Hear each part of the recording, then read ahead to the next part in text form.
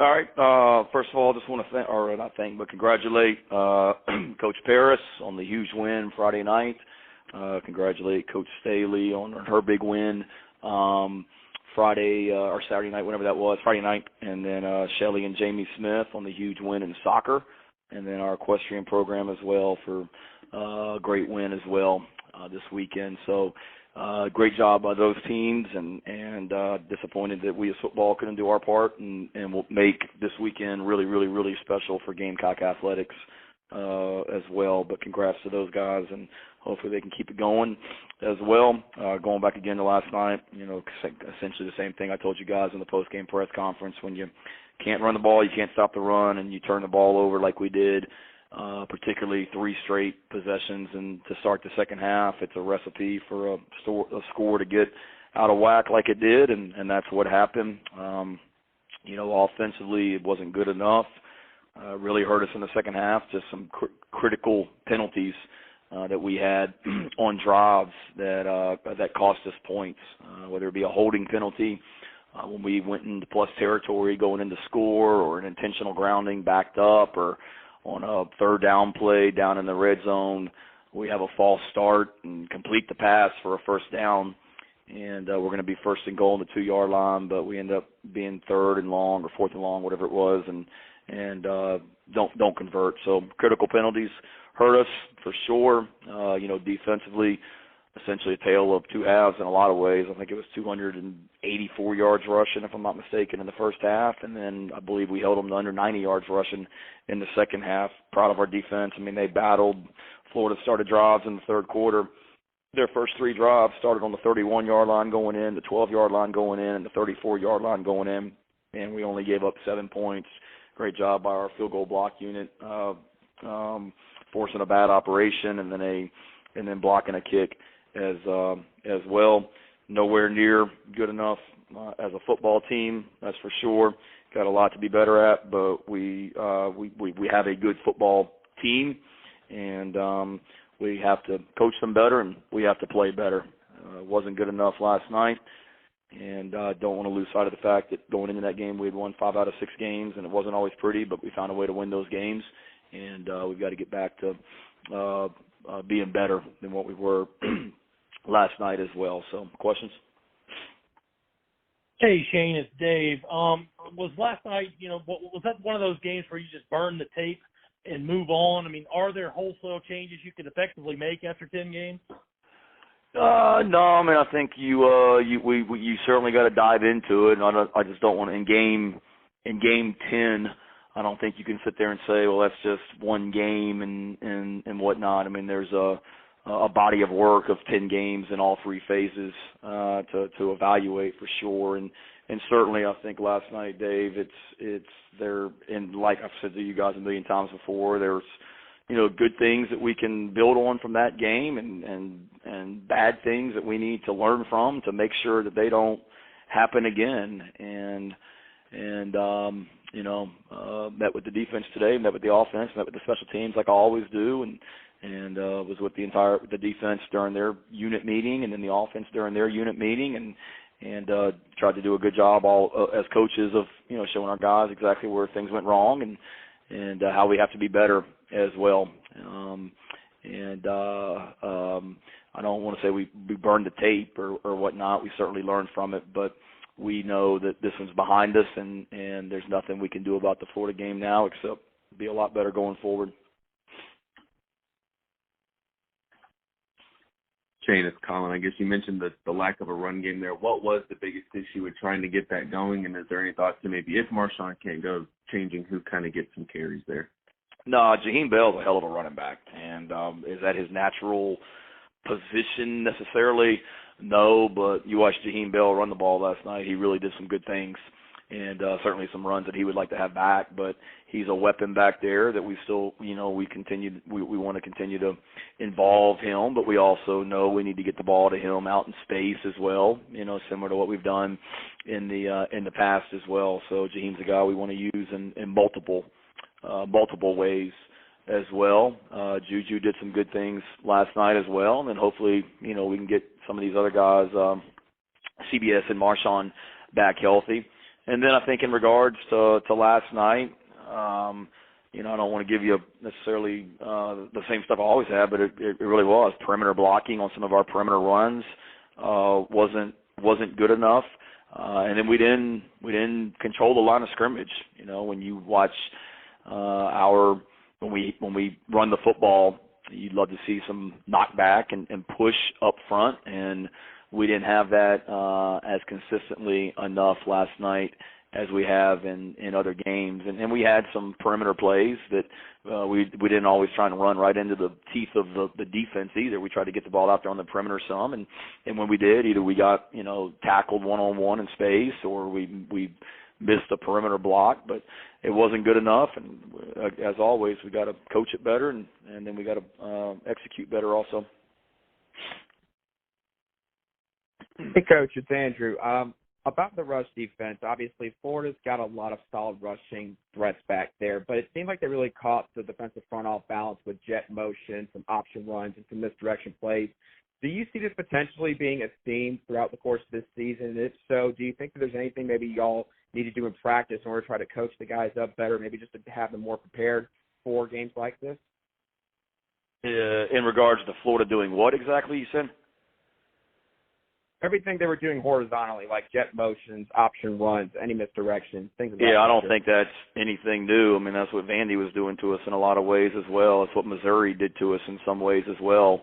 I mean, the first play of the game that they ran against us last night was something that other teams have done as well. So, I mean, it wasn't anything we saw new, and Florida's got really good athletes and really good players, and they're a downhill run game, but they certainly want to get the ball out in space also. So we've got to be better. I mean, we're going to continue to see perimeter plays from opposing offenses until we do a better job of stopping it. There's no question about it, and that's getting off blocks. That's mixing up what we call defensively as well. But I wouldn't say that we weren't, you know, necessarily prepared for it. I mean, some of the explosive runs last night were downhill right at us, not necessarily on the perimeter. So we've got to continue to emphasize it in practice and meetings and get better at it, no question about it. And then, you know, Florida did a good job. They used a little bit more, you know, tempo than we had thought they would going into the game. I mean, we were prepared for tempo, but they went a little bit more fast and hurry up on us last night. So we certainly know we're going to see that this Saturday night as well, and got to do a better job of just being able to get lined up and go play football and not be on our heels. Shane, it's Ben. I guess we kind of talked about it last night, but any kind of update on Marshawn and CBS and where they're at? I mean, do you feel like they're going to be able to play this weekend, or is that kind of day by day? Right? Yeah, I'm optimistic, Ben. Both those guys told me in meetings that they felt better. CBS said he felt good. Marshawn told me today in the offensive meeting that he felt much better than what he felt on Thursday when he wasn't feeling well. And then, you know, we just had a light practice as always today for the older guys. The younger guys got a lot of work like always on a Sunday, so they really didn't do anything tonight. Tomorrow's their off day, and then we'll kind of see where they are on Tuesday and Wednesday. But I'm certainly, you know, optimistic that both those guys will be able to go. Hey, Shane, it's Alan. Devontae Reed and Darius Rush both went out yesterday, too. I know Rush got back in there. Any update on either of their injury statuses? They're fine, both of them. Sorry, Alan, I had food in my mouth. They're both fine. They got a little banged up, but both returned and both were absolutely fine today.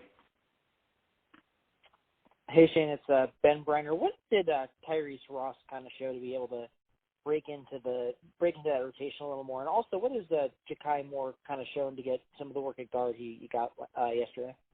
Ja'Kai, first of all, he's a good football player and a swing guy that we're always trying to train our guys to be able to play, you know, multiple positions on the offensive line. And Ja'Kai is a guy that football is really important to him, and he works really hard at it and has done a good job of being prepared to do that. So we have a lot of confidence in Ja'Kai. He did a good job of coming in and doing some good things, and he's a veteran guy. He should be. And then Tyrese Ross. Tyrese is a, you know, really physical football player. No one has ever questioned Tyrese's physicality or his toughness or his want to. You know, I think the biggest thing with Tyrese is just continuing to be consistent with his execution of, when you play safety, if you're out of a gap or not in the right place or whatnot, it's a 80-yard touchdown, and the other team's band is playing. So Tyrese has really gotten better at the consistency of what we're asking him to do in the defense, and has worked really, really hard. And somebody that we've had confidence in. He was just playing behind some other guys, but he got an opportunity last night and showed his physicality. That's for sure. Hey Shane, it's Hale. I had a couple questions about linebacker play. I guess as first, Clayton primarily coaches linebackers, right? I feel like it's a dumb question to ask, but for some reason there's some folks out there who seem to believe otherwise. But he does that he's coaching the linebackers. Yeah. Some people are of the belief that I guess Trey Money is the linebackers coach. No, I mean Clayton is the linebackers coach. Now we have confidence in all of our graduate assistants to be able to. We don't just put our graduate assistants in a corner office and have them, stare at a computer screen all day and draw cards for practice. I mean, we want to be able to develop coaches as well. So, I mean, Joe Bowen was our defensive graduate assistant last year and did a great job helping Clayton with the linebackers, and that's why Joe's coaching full-time at Miami of Ohio right now. And Trey's a guy that, we have a lot of confidence in, and Trey does a great job working with our defense as well. But no, Clayton's the linebackers coach, and there's I don't know why anyone would think otherwise. Yeah, and I feel silly asking it, honestly, but I just want to kind of put out that fire. But anyway, as far as just linebacker play last night, I know you guys were obviously dealing with Brad's thing and rotating a few different guys in there, but how do you feel that group played as a whole last night? I feel like they were solid. Sherrod Green played 63 plays last night and was all over the place and did some really good things. Debo played 54 plays last night. Both of those guys, are good football players. Sherrod's a sideline to sideline guy, can run and is instinctive. Debo is a downhill physical player. Brad had been, sick with the flu, so he didn't play as much. He played 7 plays. Stone Blanton got in there for 16, and Bam Scott got in there for 17. And I think they did solid. I feel like they got better as the game went on. Florida did a nice job of, like I said, using some tempo and giving us some, formation into the boundary and then a motion and things like that. So when you're playing linebacker, you got to do a great job of adjusting and being in the right gap and then once the ball snapped, being where you're supposed to be also. And it's a challenge when teams are doing that to you. And I feel like those guys certainly had some plays they'd like to have back, but overall I feel like they were solid and did some good things for us. Shane, it's Ben again, I guess. On the running back stuff, I mean, I know you imagine not having your top 2 running backs out every week and wanting to get Jaheim touches, but as far as some of those other guys, whether it's Dante Miller or Lavasse Carroll or Rashad Amos, I guess just how do those guys kind of fit in right now? I mean, is there a world where you see them getting any more sort of run, at least at running back, or do you guys kind of feel like you're where you are with Jaheim and Juju and kind of what you guys are doing right now? No, I think they're continuing to compete. I think they're continuing to get better. Obviously, it all goes back to practice, Ben, and how guys perform in practice. And those are guys that we have confidence in that continue to get better. Lavassier is playing on special teams for us right now. Rashad was on our kickoff team last night. Dante's done some good things for us as well from a special team standpoint. And those guys are quality running backs that continue to get better. But right now we feel like Juju and Jaheim give us the best chance to win football games right now. Definitely. Thanks. Yep. Hey, penalty on the first drive. Go ahead. It's Ben Brenner again. I wanted to ask, it seemed like Florida's offense in terms of the run game was maybe winning on the edge a little bit, at least to the untrained eye. Is that a kind of a set of breakdowns you're seeing, and what kind of goes into correcting that if it is?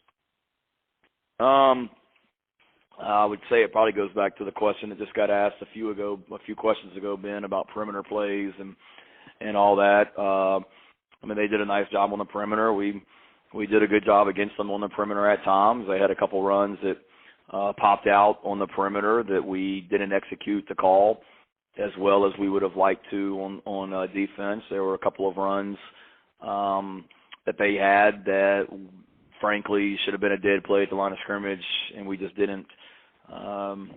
We didn't execute the call as well as we would have liked, and you know, they did some things last night. If you watch it closely, they did some tackle over stuff where there was only one lineman on one side of the center and stuff like that. We did a good job of adjusting to it, but you know, they did a lot to present us some challenges, and they got us on a couple for sure. But you know, I wouldn't say that they attacked the perimeter anymore. I mean, they've been a downhill run game, but certainly they got really good athletes in space.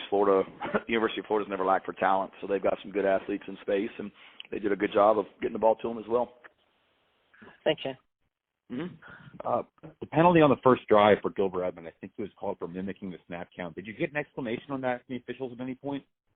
Yeah, you're not allowed to clap on defense, period. You know, defenses, they make move calls and they try and get you to move defensively. Florida was doing it to us last night. We make move calls on our defense, but one thing you're not allowed to do is clap, because, you know, if an offense claps, they own the clap, in other words, for the entire game. So if you clap on offense, then the other team is not allowed to clap on defense. And Gilbert wasn't doing it intentional. Gilbert was trying to get the attention of somebody on the other side of where he was, and he was just trying to get the attention, but that's the rule. You're not allowed to clap. We got called on it last year. I'm sure you were watching, but in the Vanderbilt game last year, Jalen Foster got called on it. Same thing. Jalen was playing safety. He was clapping, trying to get a linebacker to move over and get into his gap, and they called it on us last year against Vanderbilt. So anytime you clap on defense, you're going to get flagged.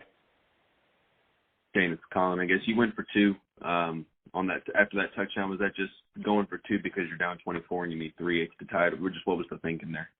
Yeah, a little bit of both. Knew we needed three scores, 3 touchdowns, and 3 2-point conversions. That was one, like we always do in that situation. If they give us a certain look, we will run it, and then we have options off of what we had called. Their guy did a nice job of getting upfield and making a play. I mean, we actually had a couple guys coming open in the end zone on the pass, but we weren't able to get it done just because of some of the penetration that they gave up on, or we gave up on the edge. But it wasn't anything more than one. We had a play that we thought had a chance to be successful, and wanted to kind of have some momentum right there and had them on their heels maybe after a fake punt for a touchdown, and try and steal 2 points right there, knowing that we're going to need to eventually anyway.